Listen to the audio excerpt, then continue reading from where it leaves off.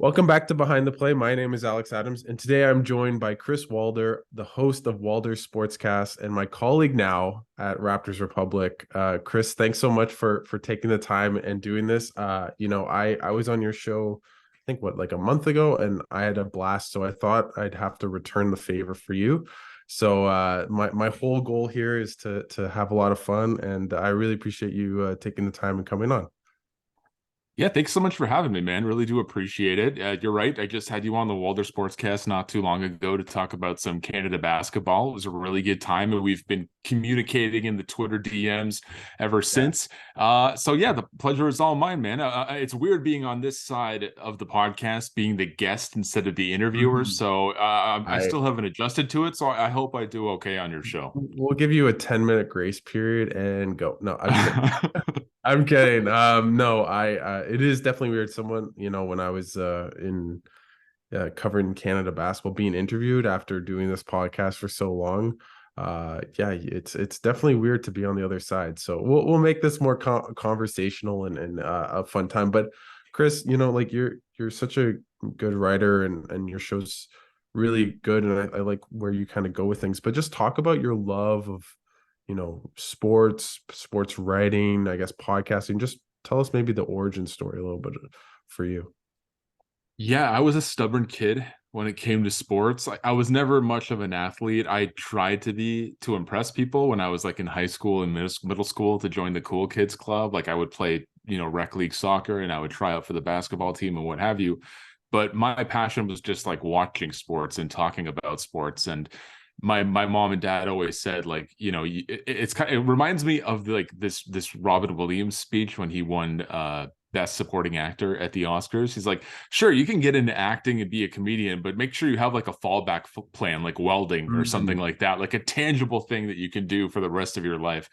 But I was never good with my hands. I always thought like I had a knack for speaking and public speaking, at least in my own head. I don't know if that's actually the case, You but do. well, thank you. I appreciate it. But I just wanted to be involved in sports in some way, shape, or form. So it kind of give you the short form. Like it started in high school. I ended up staying a fifth year at Woburn Collegiate in Scarborough, not because I had to, it's because I didn't know what I wanted to do in college. And my co-op teacher at the time was like, hey, like I still have a connection with the Toronto Raptors.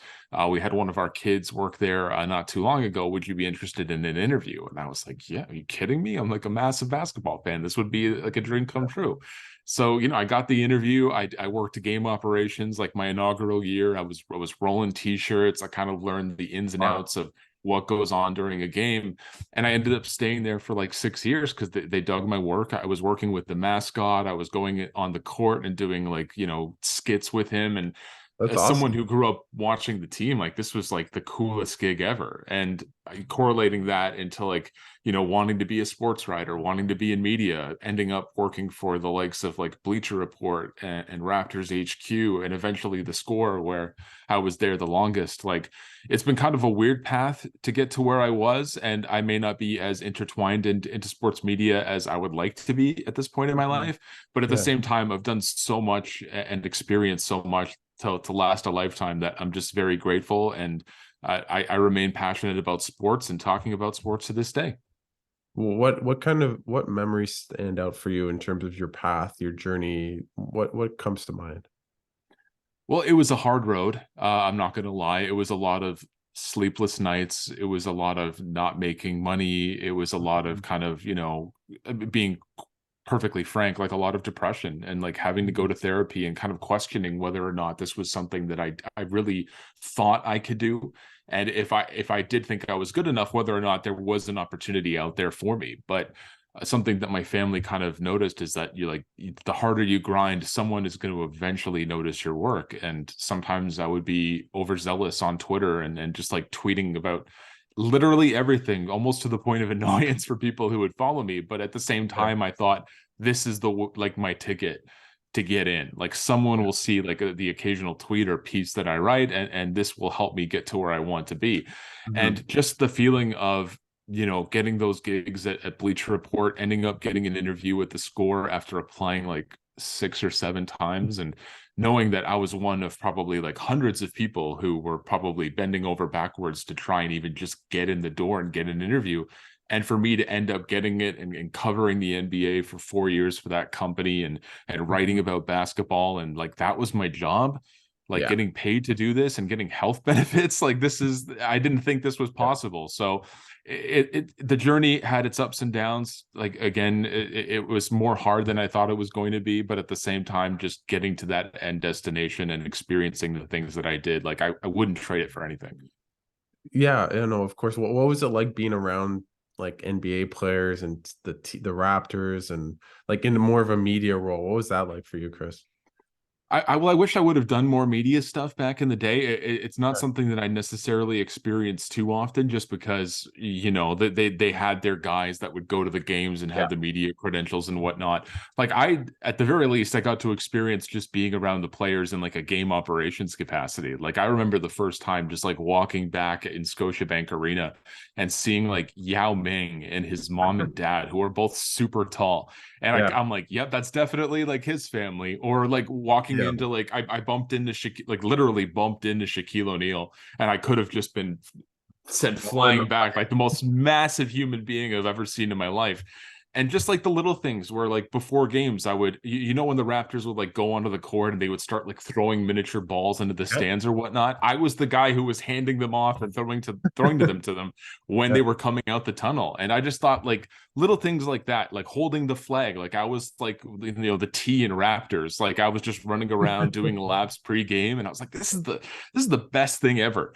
And you know, hopefully down the road there will be opportunities for me to cover the Raptors in more of like a media capacity. Like I'm still having a blast being on social media and just tweeting about games and not worrying too much about like what a potential employer might think about what I'm Yeah. saying. But I do try to keep it clean. But again, being able to do that down the road, hopefully the chance will come and I can, you know, experience that firsthand more so than I have in the past. Well, you know, our the business is very fickle, as you very much know, but I don't think in terms of talent or work ethic, it's definitely not anything about you. And I, you know, I hope that Raptors Republic is kind of a little launching pad for you, as it is it has been for so many, including myself. Although I think I'm really on the pad, I'm not launching, but I really am excited to kind of read your stuff, and I want to talk to you a bit about your writing and podcasting. Like, what would you say your process is for obviously very different things, but for writing, what do you enjoy about it, and what's maybe your process for writing, especially about you know, basketball? Yeah, like when I write about basketball, like I know what my strengths and weaknesses are as a writer. I've never been much of an X's and O's guy. Like I used to read a lot of Raptors Republic and still do to this day. And again, it's like a real thrill for me to be able to be a part of the team, a small part of a very great and diverse team. But again, like I've never been more of so like the nuances, like the ins and outs of the sport itself. I've just been kind of like, you know, the fans sitting back and watching and digesting the sport as is. Like I'm never going to be confused for like a William Liu or a Samson Folk in terms of like the deep cuts about basketball. I try to put a more fun and positive spin on it. I like to have like more social aspects. Like for example, when I was at the score, like stat posts like were my big thing. Like I would Yeah. be like, hey, like, you know, someone passed Carmelo Anthony on the all-time free throws made list, or it's like 35 or 36th overall. But like just the names of the players and like bringing back nostalgia for basketball fans. That's what I was all about. And I still kind of do that to this day with my Scotty Barnes posts and like Toronto Raptors posts where I'm like, he moved Wait, past this guy.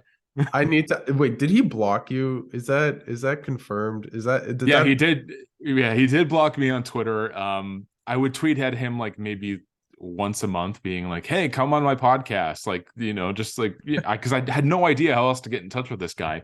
And then I think the last time I did it maybe was too much for him. Again, I don't take it personally.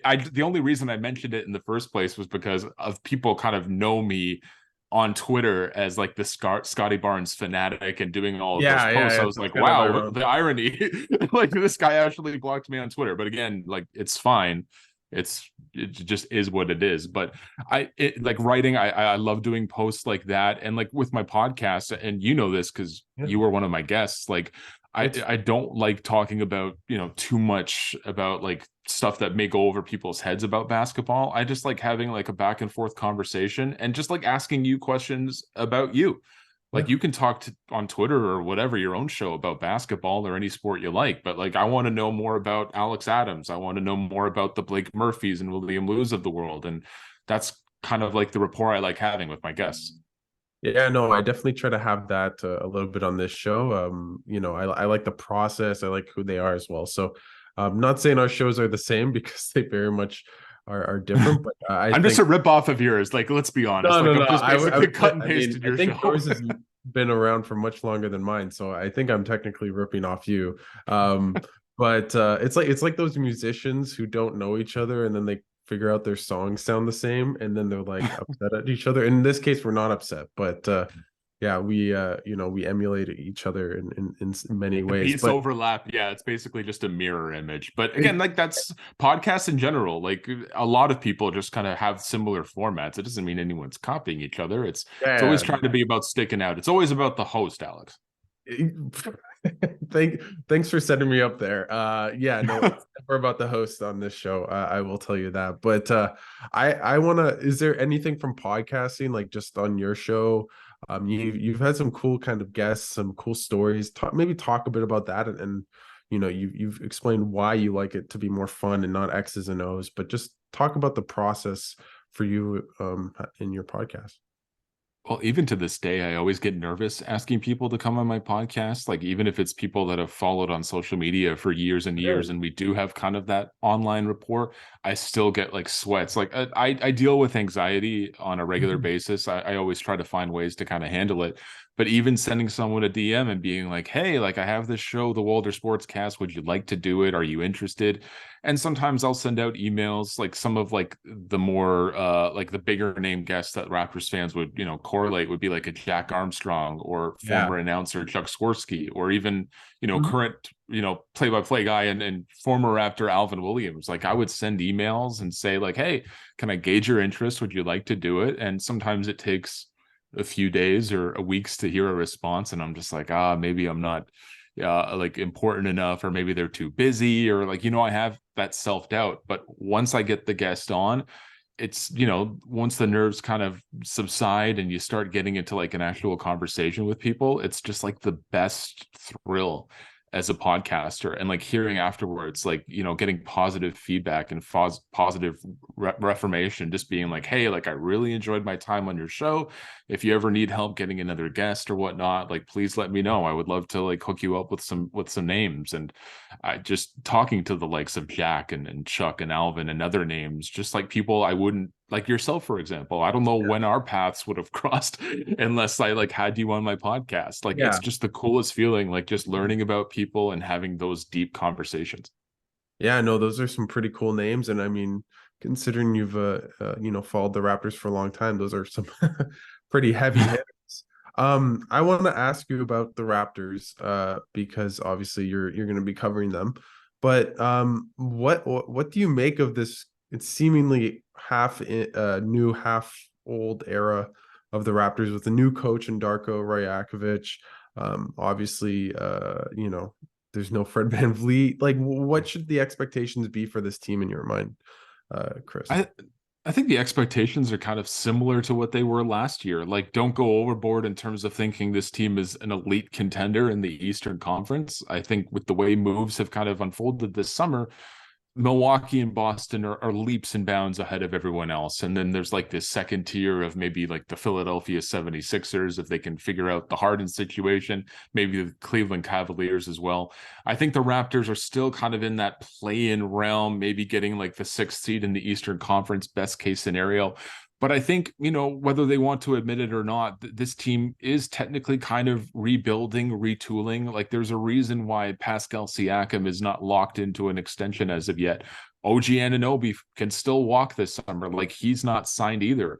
And there's a lot of emphasis not on just the new head coach, Darko Rakovic, but, the evolution and development of Scotty Barnes. Like this team is banking on him taking that next step, hopefully, making all-star potential, maybe not this upcoming season, but down the road. I think the Raptors in general this year, if they play their cards right, they can still get back to that play-in tournament. Obviously, it didn't work well last time, losing to the Chicago Bulls in the fashion that they did. But at the same time, I think the Raptors are still going to be a competitive bunch. We've seen glimpses of kind of like the new style of play, like moving the basketball, less isolation in the preseason. Mind you, it's only been a handful of games, and one of them was against an Australian team that was not much of a game at all. But I always try to put an optimistic and positive spin on the Raptors. I think there are going to be some growing pains. I think the depth is still kind of in question, especially if we start missing some guys. We haven't seen much of, a Koloko or Precious Achiuwa. They've been hurt during the preseason. Let's see how they kind of integrate themselves as well. I'm just excited to see how this team, the on-court product develops. I think last season it was, more miss than hit, especially with Fred VanVleet in the fold. Now we have the FIBA World Cup MVP and Dennis Schroeder running the charge here. So yeah, again, I'm excited, but I'm tempering my expectations, Alex. Should Raptors fans just be excited for the vibes? Because the vibes seem way preseason. It is preseason, but it feels like everyone's spirits are lifted. Everyone's happy. Scotty has a smile on his face, unlike maybe last year, but more similar to his first year and winning Rookie of the Year. So just like how do you it's not about X's and O's, it's all about vibes. So tell us how you feel about this team, just in terms of how exciting they might be to watch, even if the results are, as you said, probably close to similar to last year. I mean, the vibes are strong, at least now. I mean, winning helps a lot. Again, it's the preseason. Let's see how this team kind of, how this correlates when the games actually start to matter. But I think in sports, in life, in the NBA, I think change is necessary. I think change can be a welcome thing. And I think the Nick Nurse-led regime had kind of run its course with the Toronto Raptors. I think, on-court issues aside, I think behind the scenes, at least kind of what we're hearing online, is that there was some problems in terms of the chemistry between coach and player. We saw kind of Nick Nurse run a lot of his stars into the ground, whether or not he was confident enough to give his bench guys a little bit more wiggle room, let them off the leash, if you will, and let them just make mistakes out there. He wasn't the kind of head coach that was doing that. I'm hopeful that Darko will kind of allow more mistakes to happen, especially considering the expectations may not be there. I don't think, if they make the playoffs, if they make the play-in, great. I just think it's about the development of a Scotty Barnes, maybe giving Malachi Flynn more leeway, Precious Achiuwa, see what he can bring to the table with another full season with the Toronto Raptors. But and rookie Grady Dick, will he be a rotation guy? The Raptors need shooting, and that was kind of his bread and butter coming out of college.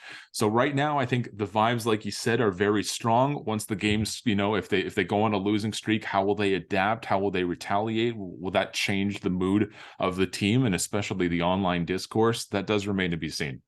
I just want Dick to pop off. Sorry. Oh man, the Dick puns will be strong this year, my friend. Oh Look, man, I've already started Googling it. I'm trying to come up with puns that aren't too dirty. I swear to God, I was watching the draft and they picked Dick. Sorry.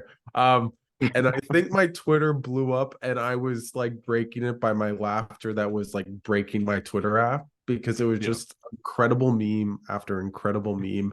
I think I watched his TikTok dances for like a day after. So, and I've kind of liked what I've seen, and I think longer term he's going to be a long, NBA player. I think his floor is quite high. His ceiling, well, we shall see. But just with Scotty, because I want to go to, obviously he's in a way the face of the franchise. You could argue maybe Siakam, but in a lot of ways, he's the face, at least, of the future.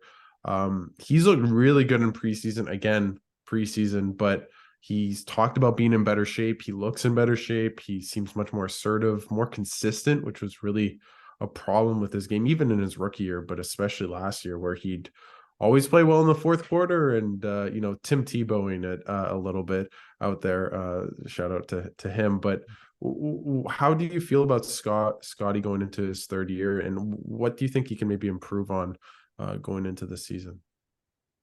Well, I think now he has more of a defined role. I think part of the problem last season was that with the exception of Pascal Siakam, who you know is your number one guy, I think everyone else after that, the pecking order was constantly changing and fluctuating.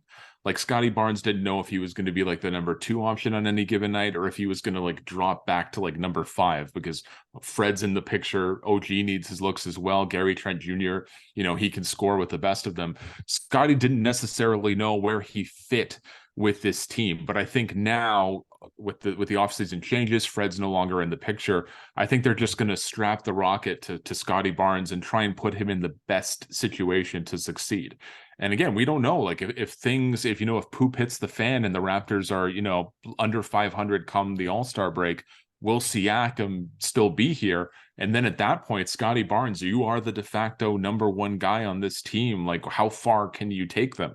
I think his game is ever developing. I think, like in the preseason, he's shown glimpses of like being like that point center, if you will. Like he can go through 1 through 5, defend 1 through 5, lead this team in transition, defend. He's putting up incredible steal and blocks numbers as well.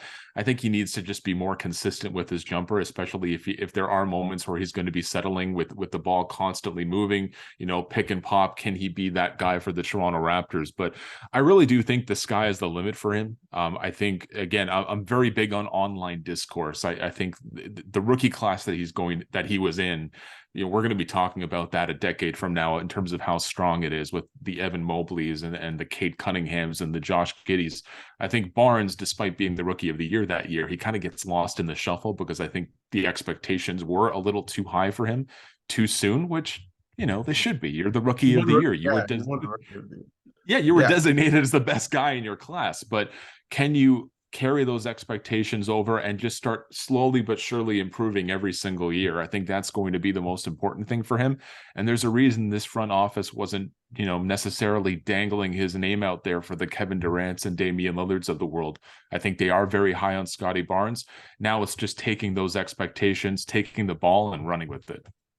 I want to ask how you feel about Masai Ujiri and just how worried are you that maybe Siakam and OG leave as free agents this at the end of the year?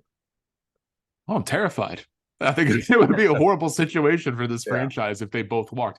Do I think it's going to happen? No. And again, there are different circumstances in terms of, because I would always mention on Twitter, like the 2029 NBA championship team, like how much compensation did you get for a majority of those guys who either, like most of which just like walked in free agency? And I know, Kawhi Leonard, he wanted to be in LA. Marc Gasol and Serge Ibaka, their careers were kind of like in the twilight of their careers. Kyle Lowry, at least you got something. You got Precious Achiuwa and whatnot. And now Fred VanVleet left for big money to go to Houston, but the Raptors were never going to pay him that much over such few years. So I think that was kind of inevitable at that point. I may not be as high on the front office as I once was, because I think maybe last year at the trade deadline, they should have pulled the trigger on some trades if they kind of... I still remember being at the gym, seeing they traded. I was all tank. Like I was just like, Wemby, this draft class is sick. Let's do it. And then they bought, and I'm like, what the actual is? And I'm still pissed about that. The Raptors fan. I still don't. Just in looking at that draft class, you look at the Thompson twins, you look at other guys, and Scoot, of course. It just like if there was ever a year to tank, like this was the year. Like and it wasn't. They didn't need to do anything. They just didn't need to. Even if they didn't, they would have still been terrible. But we'll see. But it sounds like. I mean, I don't really understand Masai talking about selfishness and the whole press conference kind of sounding like about Siakam, who I didn't think was the problem last year. Maybe behind the scenes, but it sounded more like it was more Fred, Scotty, Gary. Like it I don't know. I don't know what they're doing.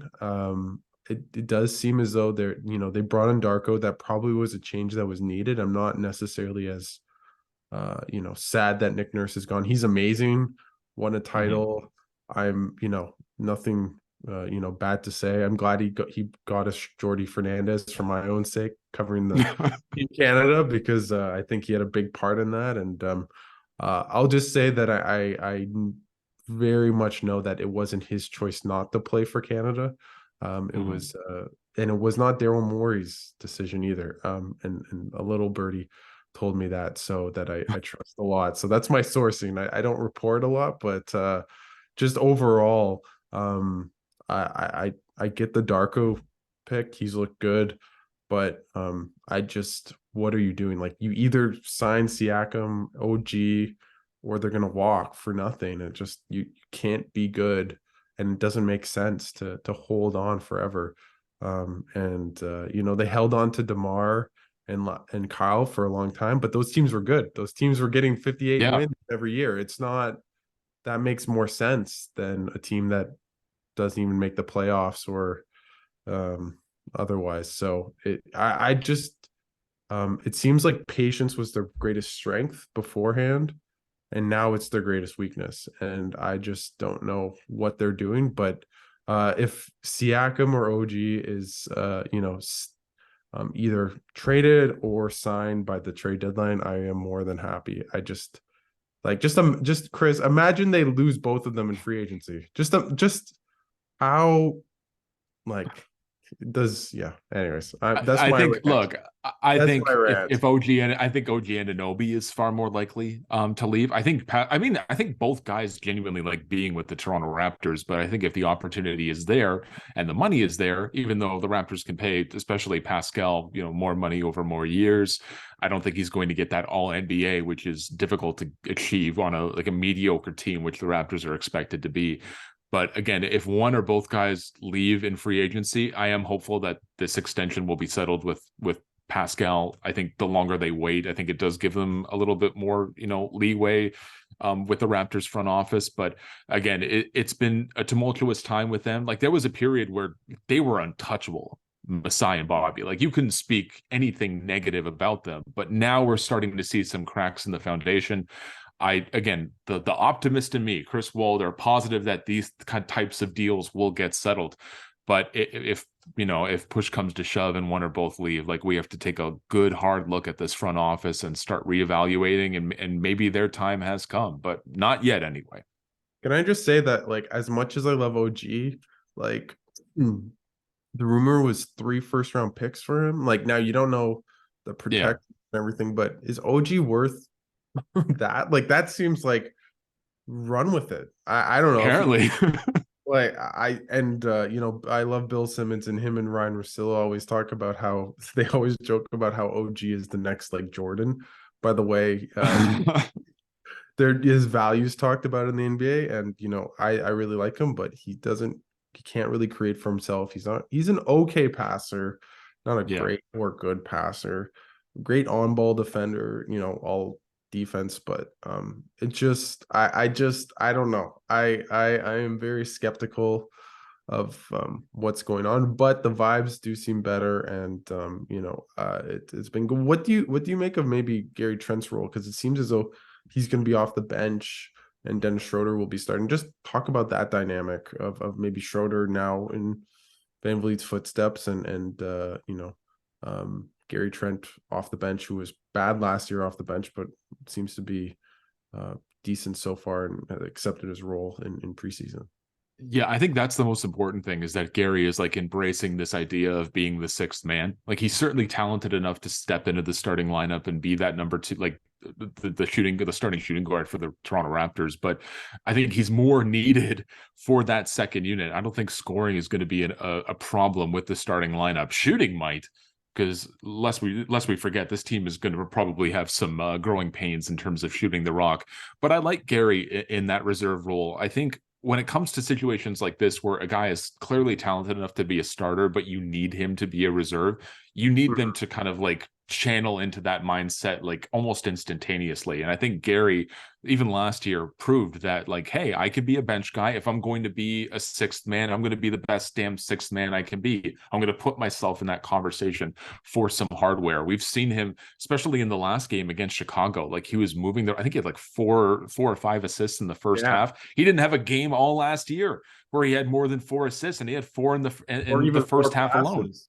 Yeah, like he's not much for moving the rock. But again, this is the new mindset, this new aura of the Toronto Raptors, where don't hold on to the basketball too long. Don't get into isolation. Just keep moving the rock. Get the best shot. And if it's not you taking the shot, it's not a problem as long as it's a clean look and it's going into the basket. So I personally like, again, like, just to answer your question, I do like Gary as the sixth man, but I do foresee circumstances where Darko may start adjusting the starting lineup. Maybe we see Scotty or OG come off the bench for a stretch just to give the Raptors more shooting in that starting lineup. What player are you most excited to, watch on this Raptors, or someone that you think is like an interesting player to watch over the course of this season? Well, Grady Dick, obviously. I'm buying into the hype, man. And we don't know, because there's kind of like, the way that Darko is talking, we don't know if he's actually going to be a rotation guy. I hope he is, because again, the Raptors, one of their biggest problems last year was the shooting. And the reason you used your draft pick on him is that Grady was a successful shooter. He's got the length. He's not just like a Jason Capono type where you stick him in the corner and that's all he's What a really good for, reference. is keeping the defense honest. I just thought of white guys who shoot the basketball. Yeah. That's all they do. And I was like, Jason Capono, former 3-point champion for the Toronto Raptors. But Yeah. yeah, I really do. Again, it's a vibe thing. I think Grady Dick being out there, like if you're using a pick on him, like you need to develop this guy and have him prove that he's not going to be a liability defensively out there. Let him run in transition, get into like ample spots to shoot the rock. Hopefully he can be, not horrifying on defense. We've Yeah. seen, it's been a small kind of window that we've seen him defensively, and it's nothing that's like blowing anyone's socks off. But I do hope that Darko, gives Grady Dick some minutes here and there, maybe not all the time out of the gate. Because again, we're coming off an era of Nick Nurse where if it was a rookie or someone, if they missed a few shots in a row, he was getting bolted to the bench for the rest of the game. I hope that's not the case with Grady. Yeah, no, that's the one thing, and definitely Darko has been known as a developmental coach, and you can kind of Mhm. see that in the way the players talk to him, and really the license they have to make mistakes on the court, and especially now that they've gone from never passing to the ball to passing the ball all the time. That comes with turnovers, and he's talked about kind of living with it. Obviously, you want to limit it as best as you can, but Yeah. that's going to be something that's going to be interesting to see, is just a complete total shift, as you mentioned, on offense, where this team will not only force turnovers, but will have a lot of their own. Uh, Yeah. Give and this, take. Yeah, the turnover numbers are going to be gnarly, but yeah, hopefully we're yeah. wrong on that front. The over under that I saw in Vegas, and I'm not a huge betting guy, but is Raptors 35 or 36.5. Would you take the over or under, Chris? I'd take the over. I think that is a little bit low. I think people are kind of sleeping on this team. And again, they're kind of going back into the past and looking at those Nick Nurse rosters and saying like, well, what's really going to change under Darko? But if you're paying attention in the preseason and you're paying attention to what Darko's saying to the media, like this offense is going to do a complete 180. And we know they can defend. I don't think the Raptors defense is going to be an issue, especially with like a full season of Yeah, Jakob Pertl in the middle. I think that's going to be massive for this team. It's just scoring and being efficient and getting better looks and shooting from distance with more efficiency. Like if the Raptors can do that, I think, hovering around the 500 mark again, 35, 36 wins, whatever it was, I think is a tad low, because like I mentioned earlier, the East outside of Boston and Milwaukee, I think it's there for the taking. I'm not saying the Raptors are going to finish third in the East, but I don't see why they can't compete with the Phillies and the Clevelands and the New Yorks of the East. Like, get yourself out of that cellar in the conference and start making some noise. I think the potential is there. yeah. I think that's really reliant on Scotty Barnes taking a leap. Like Yes. which honestly, watching preseason, again, I always have to preface this, but it did feel as though there was a different, maybe not a giant leap, but a leap. And like, what Siakam is, he's like 25, 7-6 or 7-5. OG 15 to 18 points, shoots the three pretty well. What do you think of like the difference between having Dennis Schroeder compared to Fred VanVleet? Like, what total opposites, and also kind of similar in terms of their demeanor, except Dennis likes to start fights. I don't know if Fred does, but yeah. I love the irony of like the big thing with him and OG Anunoby, like the suplex that Uh, happened that game, and now all of a sudden they're teammates. It's weird how the universe kind of works. But yeah. I just tweeted this out actually. I was like, Fred VanVleet, in my opinion, is the better player than Dennis Schroeder. But I think at the end of the season, we are going to look back with a more positive look and say Dennis Schroeder was the better fit for what this team was trying to accomplish offensively rather than, and I'm not to say like Fred couldn't adapt to this new Darko style of basketball. But last year, and this is kind of why Raptors Twitter and fans turned on him, he was very shot hungry. Like he would just run. There was too many instances where he would run up the court and just shoot a 3-pointer in transition, whether contested or not. And it was those types of opportunities that went wayside because they never kind of manifested into anything positive. But with Dennis Schroeder, I think he can be just as strong defensively. He cuts to the basket, which Fred wasn't really Oh adapt my to gosh. based on his No, size. I yeah. think Schroeder can be more physical, actually attacking the basket. And I think he's a Darko guy. I think he is going to embrace this offense. I think he knows his place in the rotation, in the pecking order. He's like, my job is to bring the ball up the floor and put Pascal Siakam and Scotty Barnes and to a lesser extent OG and Gary, put them in the best situations to succeed. And I think he's going to be like Darko's eyes and ears on the court. And there's a reason why he's probably going to be a starter to begin the season and moving forward. Like I think he's just the perfect guy for this team at Yeah. this very moment. I think if you weren't going to keep Van Vliet, he's a very good, like out of the options available, he's a pretty good backup one. Mhm. And what's going to be interesting is they've never really had a player of his stature that can drive to the rim and attack Yeah. and athletics since Kyle, like in the Kyle Lowry, Fred VanVleet era, obviously, other than Kyle Lowry using his butt to move players in the paint, they don't really have someone that can attack the paint at the point guard position. So it's going to be interesting to see that dynamic on a Raptors team because I've never really I haven't seen that in like a decade and a bit. So and then there was Jose Calderon, who you wouldn't say was beating guys with athleticism. So No. that's a nice little wrinkle that I like. Okay, so I think is there anything about the Raptors that you want to touch on? I have some kind of fun NBA adjacent questions for you, but is there anything else you want to touch on? Again, just kind of like a PSA to Toronto Raptors fans, like just embrace the season for what it is. I'm going in with zero expectations, whether the team kind of bottoms out and starts selling at the trade deadline, which again, they should have done last year, but that's another story altogether. I just think kind of rally around this team right now. The vibes are strong. The preseason has given us some like positive outlooks moving forward. The season's about to get underway. Don't get too caught up in the standings. Get caught up in the development. If we start seeing strides from Scotty Barnes, I think that's the most important thing. And just enjoy the games, man. Like I think even myself, I can get too caught up in like, how successful the team is and whatnot. Just it's basketball. Like we're all blessed to watch an NBA team in Toronto, and that has been very successful in recent years. And if you get too down in the dumps, just go on YouTube and watch the 2019 NBA Oh man. championship run. I do that on occasion. Oh, I had a spell for like a year and a half, and then when the pandemic hit, of just watching that for like I can recount every play of Game 7, Game 6 against Milwaukee, Game 6 against Golden State, all that. I know that I can even now. I haven't looked at it in a little while, but I definitely understand what you mean by that, Chris. Yeah, I mean, just to add on that, I think they're going to be more fun. Like the vibes last year were so atrocious.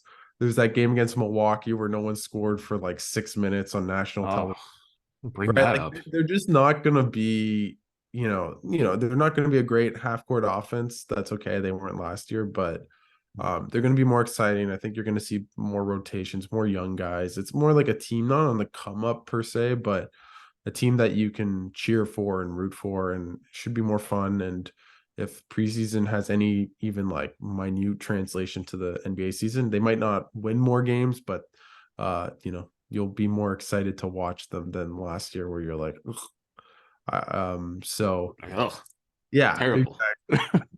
And then that play-in game kind of summed it all up, their whole season. So Chris, I have a fun question for you. So if Adam Silver resigned tomorrow because of the resting rule, because Kawhi Leonard boycotts, Of course, kidding. What rule would you change if you could be NBA commissioner for a day? What would your first decree be? Ooh, just like a general rule about like the game, like a rule change. Yeah, yeah, we don't need to go Oh, CBA unless you have something very specific. no, I don't have anything that specific. There's nothing that really bothers me. I would almost kind of like, I know they have that new rule about drawing charges and whatnot, and like they're kind of trying to eliminate flopping. I like as a sick human being, and probably because I was such a Kyle Lowry guy, I would just leave that stuff alone, man. I love the charge in basketball. I think it's a perfectly sound defensive move. And there's a reason why a guy like Kyle Lowry, who's undersized, but kind of a big lower half to him, can kind of hold his own and make big plays. He was drawing charges in like an all-star game for crying Yeah. out loud. Like, I think flopping is just going to be so incredibly hard to monitor. I think a lot of people are notorious for it. Like Marcus Smart, for example. I can pinpoint several instances where he was doing that, and maybe Lowry as well. Like he was just like intentionally flopping for all we know. But I think that's just a part of the game. I think if you really try to start monitoring it and trying to figure out like interpretation wise, like what is a flop and what's not, I think you're going to have far too many moments where you're pausing the action and it's going to be 5-6 minutes looking at videos. And I don't like that about basketball. I don't like these reviews taking up so much time. And I think if you can kind of eliminate it with little changes like that and just ignore it altogether, like if you think it's a foul, call a foul. But other than that, just leave it alone. Do you think charges are just for refs so that they feel vindicated? Like it's just a ref Yeah, thing so that they can they just don't do anything. no, The just like refs need some charge. sort Like I of. feel like refs just love calling a charge. It's like their favorite, like especially high school refs, but maybe less so in the NBA unless you're Ed Malloy, who just I cannot stand. But that's that's a little inside It's like in baseball when they're calling the third strike and they just get so overzealous. They just like embrace it, like strike out. Like they just like pump their fist, like they're gonna knock somebody out in the first row. Like it's ridiculous. It's a yeah. No, I mean I took a lot of charges back in the day when I played a lot of hoops. I was good at that, but that's because I couldn't defend in any other way. So that was my defense. See, we need it for guys like you, Alex. Exactly, the white guy that fits every stereotype on a basketball court. But I want to transition from that from me being a tall, unathletic white guy to an athletic god in your no, oh, I meant Wemby. I was gonna say you, Chris, but I mean Wemby. What do you make of him so far watching him? He's just been so exciting to watch, and I'm sure you saw the steal where he's at the 3-point line and steals the Just ball. stuck his arm out, just kept going. It was like the Space Jam thing. But how excited are you to watch him this year? He's unbelievable. He couldn't have ended up in a better situation than the San Antonio Spurs. He's going to be under the tutelage of, like, in my opinion, the greatest head coach of all time, and Greg Popovich. And San Antonio, like, they're just killing it with like these first overall picks, like in the big man department. You get David Robinson, you get Tim Duncan. I'm doing a piece for Oddspedia right now. It's like a power rankings, and I was looking at Victor Wembanyama and kind of correlating that to Tim Duncan's first year. And the Spurs jumped like 36 wins in the standings just after like drafting Tim Duncan first overall. Now I don't think that's going to happen No, with Victor Wembanyama. that was if it does, man. yeah, the thing with that team, and I think it was 98 when they made that jump, but it was just they sat out everyone. It was like what the Raptors should have. It's what the Raptors should have done. What the Raptors should have done, yeah. The team got injured. They sat out everyone, got the number 1 overall pick, brought up back their, David Robinson and other good players. And anyways, you see, I'm gonna just save me from myself, Chris. I need to get off, this tank train. But Look, yeah, but just to answer your question, like I'm super excited. I think he's great for the league. He's coming in at a perfect time where we're starting to see a lot of these older stars kind of like winding down. Like, despite how prolific he is at this age, like LeBron James is not going to be around forever. well, Stephen Curry is not going to be around forever. Oh, what? Are you going to cryogenically freeze them, no, Alex? Are you going to stick them in somewhere? than LeBron. Victor Wembanyama is already better than LeBron James. I love all the takes where he's a better prospect than LeBron. I mean, maybe, I don't know. No, I wouldn't say so. I mean, again, it's apples and oranges. I heard the same thing about Zion, although Zion has his other issues off the court. But That's literally the only thing like I worry about is the hype too much for this guy. And I'm it's awesome seeing like his highlights at this point, but can he stay healthy? Can he live up to these like gargantuan expectations? Because you just mentioned Zion Williamson. Like there's been guys who've entered the league that were supposed to be these historically great figures. Like Ben Simmons was supposed to be the next oh LeBron god, James. no, Zion yeah, Williamson was supposed to be the next face of the league. Even like a Greg Oden was supposed to be the next generational big man in basketball, and then injuries kind of cut his career short. Like, I yeah. hope Victor Wembanyama doesn't fall into that mold because he's such a unicorn and he does things that no 7'4" guy should do. And he's so young. Like, he's not even like anywhere near as good as he's going to be. But again, we're going based off what he was doing in France and just a few preseason games. I really do hope for San Antonio's sake and the NBA's sake that this guy is like literally the next big thing. Yeah, no, I would say I'm more worried of him becoming Greg Oden rather than Zion. I think he has Yeah. everything you hear. He's in shape. He's never had a problem staying in shape, but Zion obviously has that problem. But yeah, I worry about, is he gonna just like Kristaps Porzingis, kind of not similar-ish player, but tore his ACL and never was fully the same. And I think they're pretty similar in height. So I'm kind of worried about something like that where he just has leg injuries, and that for me is the only thing kind of stopping him, because he reads the game pretty well. He can pass, he can shoot, he can score. He's a menace defensively. So I'm really excited for it. I'm just praying he doesn't get some catastrophic injury because he's so freaking tall. And Yeah. but that's my one worry. I'm actually not too worried about his mentality too much. And Yeah. he's in a big market, like, as San Antonio, he can chill, right? Like he'll get a lot of Yeah. press when he goes to LA or New York or wherever, but he's not in. If he went to the Knicks or the Lakers, then I'd be a bit worried. But yeah. What do you make of the Dame trade? Just like, I did not see that coming at all. Most people didn't, but what do you make of him being a Buck? And are they substantially better in your mind, the Bucks? Man, I thought he was going to be a Raptor I based on thought what so Twitter was too. telling me. I thought it was really going to happen, but then Toronto, they don't pull the trigger on anything. Unless it's And I don't know, like we're going based off hearsay and like what reporters are saying. Like who knows how close they actually were to getting him. But he ended up in like a really strong situation in Milwaukee. Like I think this catapults them right to the head of the race for the NBA championship. Like getting a player the caliber of Damian Lillard for essentially, Drew Holiday and Grayson Allen and like some prospects and picks and what have you. Like Damian Lillard, maybe not defensively, but definitely on offense, is a significant upgrade over Drew Holiday. You keep Giannis, you still have Brook Lopez in the middle, you still have Chris Middleton.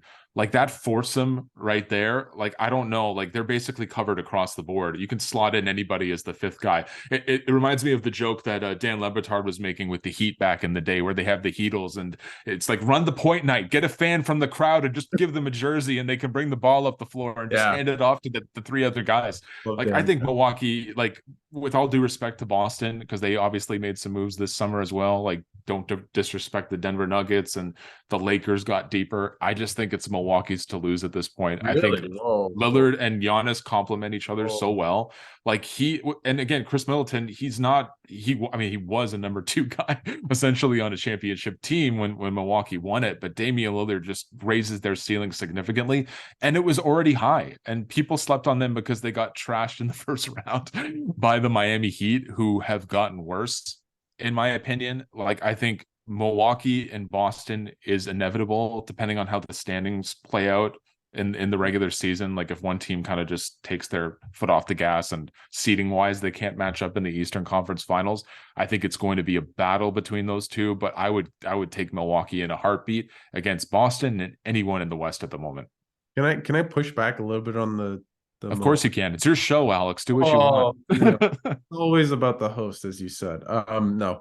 I just, like, when I think about players, I always find the defense aspect is always a bit kind of pushed to the side. Like, how much of an upgrade is Dame on Drew Holiday? Obviously, because Drew Holiday offensively is not even close to Dame, but Mhm. Dame is a pretty bad defensive player.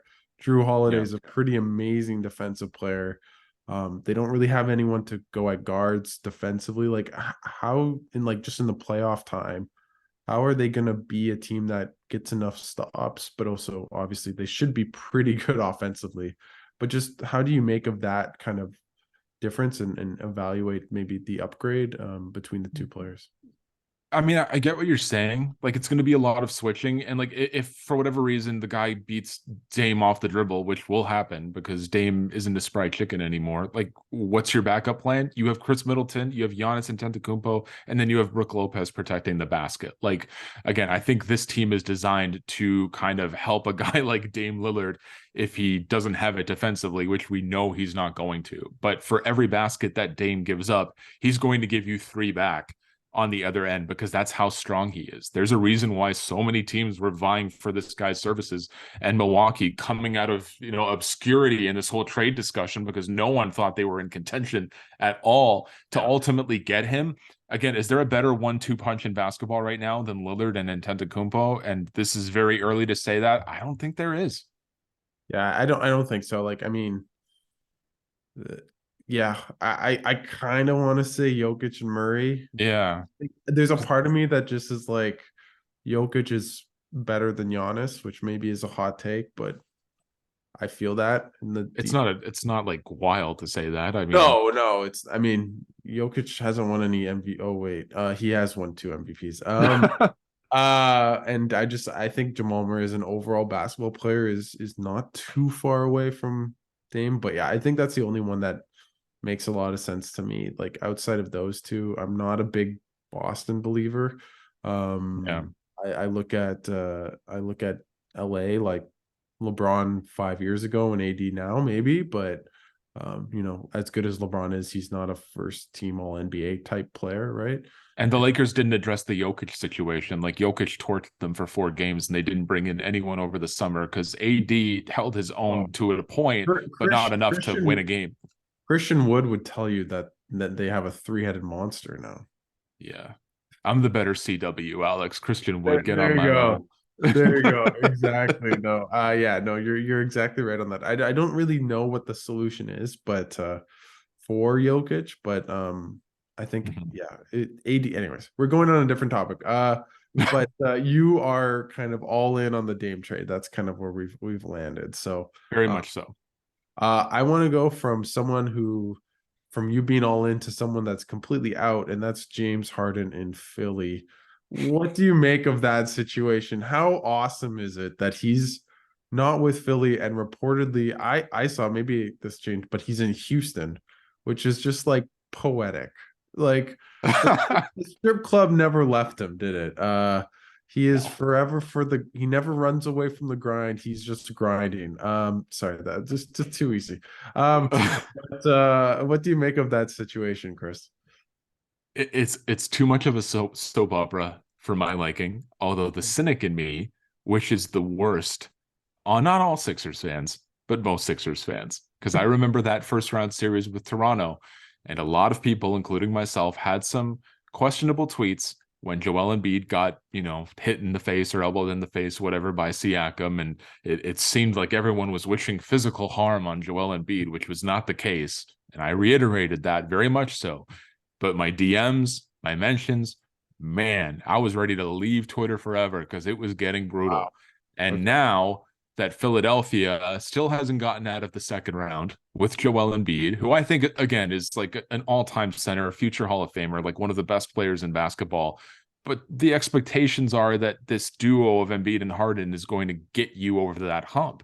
And now Harden doesn't even want to be there. He's bolted back to Houston. He's basically flat out refusing to come to practices and what have you.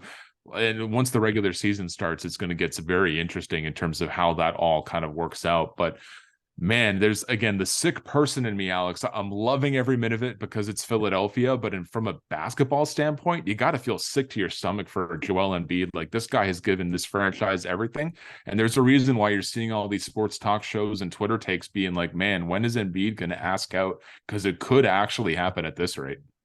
Yeah, it does seem like it's on the horizon. Man, James Harden has had forcing his way out of 3 different teams. Yeah. He's gonna be like first ballot Hall of Famer, but man, oh man, I think his legacy will be much worse than his stats will maybe indicate. It's gonna be very interesting to see how this all plays out. Um, but I do feel for Joel Embiid, but just play well in the playoffs, please. Like I know Yeah. you're hurt all the time, but I always think about what Bill Simmons always says, and or others too. But just like in the playoffs, the best players elevate, and he's never done that, right? And so, That sure, he's final been, game against Boston, like the stat line that Embiid presented and what Jason Tatum presented, like there's levels to Jason this. Tatum is not the a playoff consistency kind of No.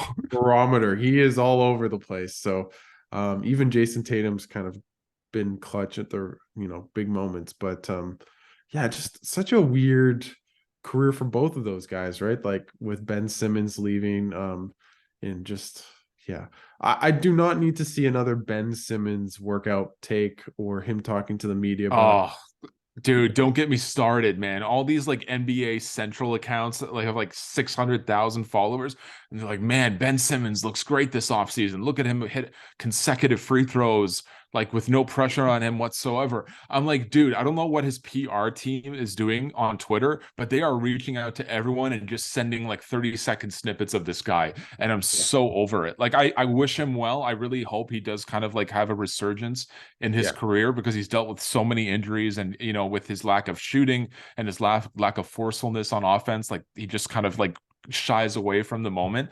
I hope he can find a second coming, but I'm so over it. I almost have to like It makes mute it so Ben hard. Simmons It on makes Twitter. it so hard for anyone to like him. Like I kind of feel Yeah. bad for him, and like even with mental health stuff, I think that's super serious. But then you go to like Paris and London while you're, well, you're technically getting paid, and then you want to. Anyways, we're going down a rabbit hole we don't need to go down. Okay. Do you have a team this year that you think might be a sneaky surprise? Doesn't have to be a contender, but just a team that you're maybe like overly hyped about potentially compared to maybe others, the consensus? I, it's probably a consensus at this point because this is like everyone's favorite sleeper team. I am all in on Oklahoma City. Like they have just accumulated so many damn Go. good young players and they have draft picks pouring out of their nose at this point. Like they have so many resources at their disposal. And it sucks because I wanted them to tank and bottom out so a guy like Shea Gilgeous-Alexander Oh, can baby. become Yeah. available for the Toronto Raptors, who would Yes. also then not trade for him because that's what the Raptors don't do is they don't trade for anybody I and they still will. wouldn't do it. I know he would want to sign in Toronto. I mean, I don't have any specific info, but I would find it very hard to imagine that he would not want to, if he was traded to the, I mean, that was talked about like 2 years ago, but Yeah. not since. But yeah, no, And look at it this way too. Like it's not just Shea. Like they have so many, like Josh Giddey, for example. And here's your hot take: Chet Holmgren is going to win Rookie of the Year for the Oklahoma whoa, City Thunder. I don't think oh, it's I was going to gonna be get to that. Wembenyama or Okay. Scoot. Okay. He's been really good in preseason, and with Wemby, I think they're going to be so cautious with him. He's not going to play as many games. Mm-hmm. With Chet, like OKC's going to be wanting to get close to 50 wins, and if he's like, let's say OKC gets it, and it's him and Shea leading the way, I can definitely see it. Kind of like Scotty Barnes, right? Like the reason why he Yeah. won in a lot of ways was his team was just better than Cleveland and Evan Mobley at the end of that year, right? So, um, I, Like if I'm, he's a big part of I'm, Oklahoma I City's totally agree. success. I'm on the OKC bandwagon. Mhm. And shout out to their Twitter accounts that were all over me when I was in Jakarta because I was all this Shea stuff. So, they're good. They're good fans. Honestly, Mhm. they're not irrational Philadelphia 76er fans by the sounds of it. Damn right. And shout out to Nick's Twitter, which is just the best. For all my RJ Barrett stuff. Uh, uh, what's it called? The one where they what's it? It's not Nick's Talk. It's the one where they interview the fans after a game every year. Yeah. They go crazy in New And York. Oh, what's it? they're wild. Side Talk. That's Yeah. what. Yeah. No, shout out to them. Um, Who? Okay, so I'm gonna go through some quick, kind of tough questions. Sure. The first one is, who is the best player in the NBA in the world? I guess too. Right now, it's Nikola Jokic. Okay, what's the right now? What? Let's go into that. What do you mean by that? He's the reigning NBA champion. I think if there is any space between who I think is like the first, second, and third best player in the world, I think it's like razor thin at this point. Because I would also put like a Giannis Antetokounmpo in that conversation. I would also put a Luka Doncic in that conversation. Like there's a handful of other guys who you could also have a viable claim to it. But right now, I can't say without a shadow of a doubt that anyone at this moment is better than Nikola Jokic. I am so in on that. Like, I don't think I think there's separation. That's what I would say. And a lot of people would maybe push back between him and Giannis, probably would be the most likely person people come up with. I just think Yeah. he's such a good passer. He makes your team so smart. He's such a good teammate. Sure, his defense isn't great, but he's not Trae Young. Like, he's not a complete sieve defensively. I just Yeah. think he's just impossible to guard in like the weirdest way. Like, him and Giannis are so polar opposites in their games, but I just think passing and being so good at that is just the most important skill in a lot of ways. If you can tie it with shooting, everything else. So, and efficiency. So I definitely agree with that. Okay, this one's really bold and it might get you in trouble, but I always find it funny. If next summer Siakam is a free agent, the Raptors have all this cap space, and the Dallas Mavericks are imploding, and there's an offer for Kyrie Irving, and it's nothing. What would you do? Anything? Would you take Kyrie Irving on your team at any point for any No. reason? No. No. Short answer is no. I just think it's not disputing his talent. He's one of the best guards in basketball, but I think there's a lot of baggage there. And I don't trust. It's kind of like the James Harden situation. Like when the going gets tough, is he going to be the first one to bolt? And I don't think he does it as much as Harden does, but I It's think there's always different. going to be It's that different. hesitancy there. Yeah. Like I don't think his talent overcomes the baggage that he brings. And going from a Pascal Siakam who no one is questioning like his heart and love for the game and like his devotion to the city. Like if he does leave, I think it's just other circumstances behind it. With Kyrie Irving, I would just be like on pins and needles all the time. I don't think it's worth it at that point. Well, you and me both, man. I completely agree. I am so out. I'm sure if I had any clout and he saw this, he'd say peace and love and then say something mean or something. But hey, that's Peace emojis, man. I'm just here to play ball, guys. exactly, and put crazy videos on the internet. Uh, okay, so I'm firm on this. I have friends of mine that are I don't trust their basketball opinion because of this debate. It's maybe the biggest debate in basketball. MJ or LeBron? Michael Jordan, and I will stand by that for the rest of my life. And that's not to say I used to be so stubborn that if anyone ever said it was LeBron James, I'd be like, you're absolutely wrong. And here's why.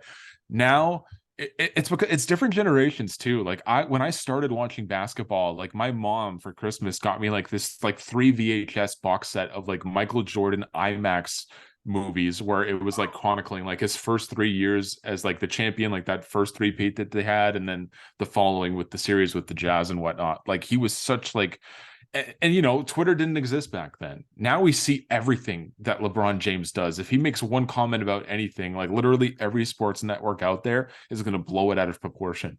Michael Jordan was like this mysterious figure where you didn't really know what he was thinking or how he was feeling. And I loved that about him. And he just went out there and played basketball. Sure, he had his controversies, he had the gambling issues and what have you. But at the same time, he was such like this bigger than life type player that even I don't even think LeBron has been able to touch, which is kind of crazy to say. But Michael Jordan had this aura to him, and he was like the biggest thing in professional sports for pretty much like a majority of his career.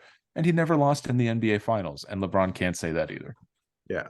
Yeah, no, for me it's more, and it might be like I hear Zach Lowe, who I just love, but talk about like the peak versus career, right? And like if you say who had the best career, well, LeBron played longer, more finals, obviously didn't win more in a way, but just kind of his totality is in a way like his numbers and everything. But the peak Michael Jordan is always, in my opinion, is always going to be better than LeBron. I don't think it's particularly close. Although, one can always argue, but yeah, I'm always an MJ guy. Just because I think when you have 2011 on your mark, for LeBron and even 2010 for people that really know, just just people don't realize like MJ never screwed up in the biggest moments and LeBron did, and it's like we're picking, you know, perfect between almost perfect, and it's like there's no blemishes versus like one blemish or two blemishes, Yeah. but you have to pick. It's like, well, But again, if you say it's LeBron, like I'm not going to dispute that. Like he's the closest I'm thing gonna we may dispute ever it. have. I'm gonna dispute it. I'm like, I buddy, know you, Alex. yeah, I'm like, buddy, when were you born? Are you my age? Are you young? Did you watch Michael Jordan? Did you even watch The Last Dance? Man, I'm an old fart, man. I dress like I'm 21, but I'm 35 and proud of it. Yeah, well, I'm getting there. So I'm 20 and on my way to 35. So I have the gray hairs to account for it. Okay. Now from one kind of discussion on who is better. Now I'm gonna do a little Canada basketball. Nash or Shea Gilgeous-Alexander? Who is better for Canada? Oh, I don't want to have the recency bias. Like winning the bronze medal for like at the FIBA World Cup is such a like a huge moment for like the program and just Canada basketball in general. But I still think at this time, like when if you ask like the common basketball fan, like when you say the words Canada basketball, 9 out of 10 people are going to say Steve Nash. And I think that's still kind of like a hurdle that Shea has to get over. Like he was great in FIBA, but like so was Dylan Brooks, and so was like a few other guys. Like and if when they get to the Olympics, like if there's a Jamal Murray or Andrew Wiggins or like a few other guys who may enter the fray, I think Shea Gilgeous-Alexander is the best Canadian basketball player on the planet right now. I think hands down. But Steve Nash is just like he was Canada basketball for so long, and I think Shea, with more time and more achievements for the program, like he will get there. But Nash right now is number one. I think the Olympics will be a very easy determinant. Yes. Because if Canada wins a medal, I find that debate probably over. Yeah. Assuming SGA is playing, mostly just because he's healthy. He's going to be there if he's healthy. But yeah, I actually lean Shea, but I also think it's because Nash was in 2000 and not 2004. Like it's just, I'm not saying Nash SGA is better than prime Nash right now. I just think for Canada, but it's splitting hairs, like because as you mentioned, Nash had maybe one NBA player with him in McCullough, who was, I don't know, Dwight Powell's probably better than him already. Yeah, God bless Todd McCullough. Yeah, so it's hard. It's hard because he led them by himself really, while Shea, as good as he was. But at the same time, you could argue that the global landscape of basketball is much tougher than it was in 2000, right? In 1999, like just the level of talent all over the world. So it's a tough discussion. I think it's closer than the MJ LeBron one. So I appreciate. Yes. And I agree with you. Do you have a NBA prediction for this year? Who's gonna win? Who's making the finals? You said Bucks, and why? Or I would say the Milwaukee Bucks. Yeah, I mean, part of me, because I like this like continuing trend of like no one is repeating. Like it's been 5 new NBA champions over the last 5 years, and part of me would say, well, Milwaukee kind of breaks that streak because obviously they won recently, and who would qualify that could really continue that trend? And it would probably be the Boston Celtics. But I don't like Boston in a 7-game series against Milwaukee. I just don't think they match up well. I think Boston can't match up size wise, and I think they did get hurt depth losing Robert Williams and Malcolm Brogdon this offseason. You know, I know they got Drew, obviously, and Porzingis, but 7-game series, I'm taking Milwaukee in a heartbeat. But so right now, I'm saying the Milwaukee Bucks are probably my favorites. I think it's going to be them in Denver in the NBA Finals. And I would take, again, my far too early prediction. I would say Milwaukee in 6 over Denver. Okay, well, I definitely I'm gonna go Denver. I just if Jokic is healthy, Murray will have a full year. They're probably gonna be a really good regular season. I just until someone beats Denver, I'm gonna go with the Denver Nuggets over the Milwaukee Bucks. And it's silly to say too, because like they're not two big names, but I think losing Jeff Green and Bruce Brown this offseason is going to hurt them. No, definitely. I don't love the Milwaukee Bucks' depth either. So it's kind of like, who do you like more? Jokic, Yeah. Murray, and then they have Porter. Middleton, I don't know. He's been injured and hasn't looked himself the past couple of years. So it's going to be a tough one. But I'm going to just same finals. Just I have Denver sneaking it in 7 games. So there you go. Okay. So I don't know what this game is called but it's your game. And it's the one we did on when I was on your show, and I wanted to steal it. I'm only stealing it because I have you on. So just the name of the game is you have to rank these 5 players in order, and you don't know the order in which you don't know the 5 players. I'm just gonna say a name and you're gonna rank them 1 to 5, and then we'll see what the ranking is at the end. Are you ready, Chris? Are you ready How the for what you've done? turntables. Oh, first of all, this is not my idea. This is a TikTok trend, so I will happily take credit for it. But yeah, I'm excited, man. This is weird being on the receiving end of this, but lead the way, Alex. What are I the think names I've you made got? it really, really tough in a good way. So and I'm gonna go with someone that's blocked you to begin with, and that is Scotty Barnes. Also, Rank for the record, are these all Toronto Raptors, or are they just like no, they're any not NBA name? Toronto. No, they're all NBA players. All active? Like you're not going to say like Michael Jordan, and then I'm No, they're like all active NBA players. all Yeah. active. Okay, Scotty Barnes.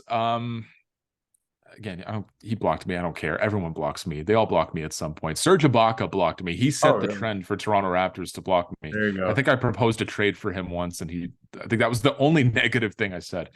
For Scotty Barnes, I'm going to play it safe. I'm going to put him at number 3 because I think you're going to put some bigger names out there. And if Scotty Barnes becomes an all-star this year, this ranking will hold up. So Scotty at 3.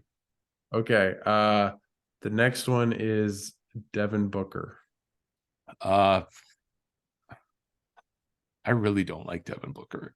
And this isn't like I personally hate Devin Booker. Like I just don't enjoy watching him play basketball. I hear that he's like better than Shea and better than Jason Tatum, and I'm like, No. maybe than Tatum. I don't think he's better than Shea.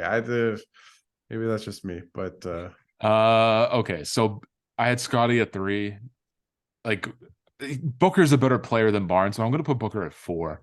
Because I okay. think you're going to throw some like really good names at me, and like people will understand my Scotty ranking because of what I tweet about. But Booker at 4. Jason Tatum.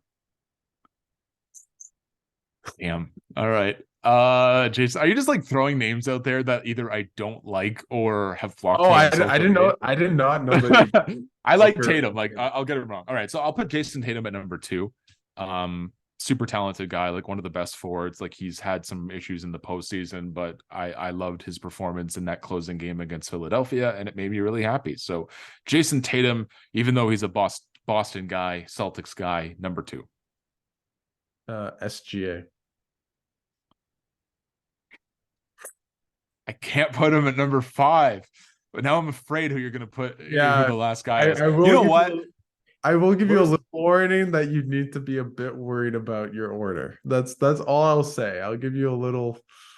I think I screwed you with Scotty at the start. You screwed me with Scotty. You threw me a loop. I should have put Scotty just out of the principle of that block. I should have put him at 5. But you know what? If I had a Canadian flag, I'd be waving it proudly. Thank you for the bronze medal, good sir. Number 1. Shea Gilgeous-Alexander. And you know what? It's warranted. I think he's one of the best guards in basketball. He's a top 10 player. This isn't outlandish, but now I'm scared to death about who the last guy is. It is Damian Lillard. I don't hate this ranking, actually. Really? Damian Lillard at 5. I don't hate it. Okay. Look, Scotty, look, in terms of talent, Scotty's clearly the worst of the bunch, and that's not a horrible thing to say. He is. Damian Lillard at 5. I don't hate this list. So Lillard at 5, Booker at 4. Yeah. Yeah. Barnes at 3, Tatum 2, SGA 1. I like this list. I will go down with the ship with this list. I'm feeling Okay. this list, Alex. I thought I caught you, but I think you made the right decision at SGA at 1, and that kind of the way out. I think I pushed you a little bit with Barnes at number 1, like to start off with. I thought that's where I'd trick you, but it turned out pretty good. You read the room. So you can't pull the wool over my eyes, Alex. I've played this game before. I've watched this game on TikTok. SGA number 1, baby. Okay. Well, I love the ranking. So we had SGA 1, Tatum 2, Barnes 3, your nemesis Devin Booker 4, and Damian Lillard 5. I actually perfectly fine. If you did like trade rankings, I could kind of see a way where it's like this almost. Maybe not Tatum, but in Booker, but it's close. It's close. Right. Okay. So Chris, I'm gonna give you the floor and just first sell me on WWE. As someone that isn't involved in this, I know you love it. I watched Aftermath as a kid on the Score because there was nothing else on. Just why should people care about WWE? You know what the hot take is? You shouldn't care about WWE. You should care about the other guys in AEW, All Elite Wrestling. That is where my passion for professional wrestling continues. I don't blame anybody who still watches, the Vince McMahon, Triple H led WWE. That's fine. I grew up with it. I just kind of grew out of it. I became more obsessed with the actual in-ring psychology and physicality of wrestling. And that's why when AEW came around, like my wife can attest to this, every Wednesday I'm glued to my TV, 8 o'clock, Dynamite on TSN 2, 3, 4, 5, 52, whatever it's on.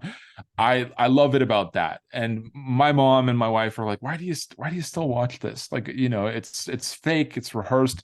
I'm like, I don't care. I took my wife. There was an AEW show at Scotiabank Arena. It was called Forbidden Door 2, where they had wrestlers from Japan come over. And my wife sat there with me for 4.5 hours and loved every damn second of it. And I'm like, now you can see why I'm so obsessed with this product. It's fascinating. It's entertaining. And I never miss an episode. So to all the haters out there that think wrestling is a horrible thing, you know what? There's a lot worse crap on TV. My mom watches The Big Bang Theory. I think that's a load of garbage. I think there's a lot of sitcoms out there, some, horrifying television. I watch a lot of Gordon Ramsay stuff myself. That's not the best TV either, but I'm just like enthralled all the time. It's the same as professional wrestling. Give it a chance and you won't be wrong. That's what they said about reality TV. I'm kidding. Yeah, I know I got you there.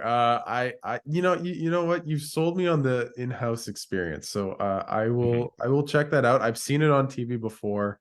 I think the fake part, I need that, like, what can happen but this matters almost. But at the same time, if it matters to people, then it matters, right? Like, it doesn't, like, sports, it only matters because people make it matter. So even if it's maybe a bit more scripted, unless you think NFL's scripted, like I think they had an ad basically saying that recently, that kind of played on that the NFL is always scripted, which I thought was very interesting. Oh yeah, that commercial. Yeah, you're absolutely right. You know what? The NBA is scripted too. We all knew Wemby was going to San Antonio.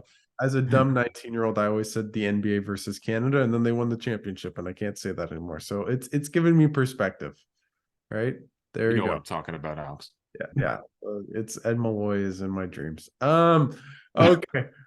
Chris, thanks so much for doing this. This was a blast. And anything you want to plug for your show, for Raptors Republic? Maybe I should be doing that too, but just the floor is yours. Well, again, thank you so much for having me, Alex. Again, I loved coming on your show. You were a great guest on the Walder Sportscast, which, if you're not listening to my show, it's back on a more regular basis. I know I was on a hiatus over the summer. I've been on a few, but life catches up with me. I'm a 35-year-old old fart, but I'm trying to podcast more. So subscribe to the Walder Sportscast on Apple, Spotify, wherever you download your shows. I'm currently writing for a website called Oddspedia, so I'm going to be doing a lot of betting pieces this year. And like you mentioned, Raptors Republic has been gracious enough to bring me aboard to be a small part of their team. I will be contributing pieces every so often to the website, so please, subscribe for the content. I know there's a paywall now, but it's definitely worth it. You're supporting a number of fantastic writers and podcasters, and you should all be checking out Raptors Republic on the regular. And again, follow me on Twitter and Instagram at Walder Sports if you're looking for some Toronto Raptors and the occasional professional wrestling content. I'm happy to talk some sports with you. So again, Alex, thank you so much. This was a really good time. Well, I'd love to be on your show again. It was a blast, one of the most fun I've had on the show before, and I think for a long time. And everyone should check out your podcast, your stuff at Raptors Republic, and follow you on Twitter because you are hilarious. So I really appreciate you taking the time and doing this. This was a lot of fun, and have a good basketball year, and good luck with the podcast and Raptors Republic, where we will be doing written pieces together no, I'm kidding. Just I appreciate you taking the time and doing this, and thanks so much, Chris.